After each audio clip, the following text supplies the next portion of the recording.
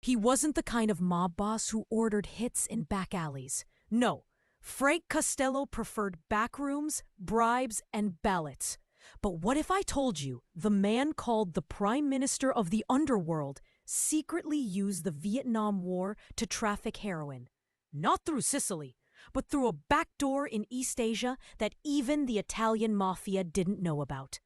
This is the untold story of Frank Costello, the gangster who outsmarted the mob itself. Born Francesco Castilla in Italy in 1891, Frank's family fled poverty and sailed to America. But instead of the American dream, young Frank found himself in the dangerous alleys of East Harlem. By 13, he was running errands for neighborhood gangs. His skill wasn't in violence, but persuasion.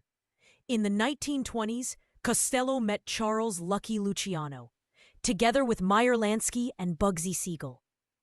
They created an empire built on gambling, bootlegging, and racketeering. Luciano handled the muscle. Costello handled the politicians. With a match made in criminal heaven.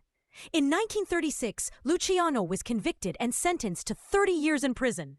While others fought for power, Costello quietly stepped up. He didn't need muscle to become boss. He already had judges, senators, even FBI agents in his pocket. Here's where it gets wild.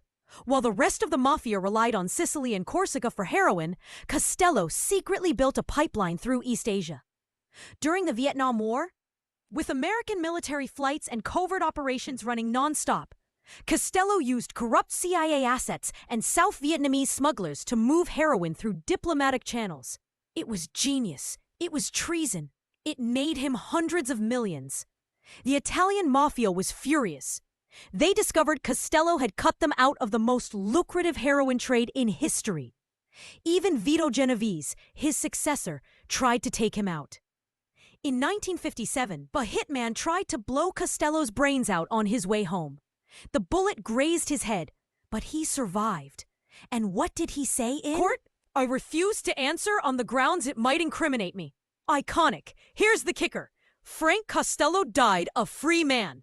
No prison. No betrayal from inside, no brutal execution. His secret heroin network outlived him, quietly absorbed into international cartels. To this day, some DEA agents claim Costello's Asian connection became the blueprint for the Golden Triangle's global drug empire. He wasn't just the prime minister of the mob. He may have been the godfather of modern heroin trafficking. What if the most dangerous mobster in history never needed a gun? If you enjoyed this twisted true crime tale, hit that like button, subscribe, and let me know in the comments. Should we do a deep dive into the CIA's secret war with the mob?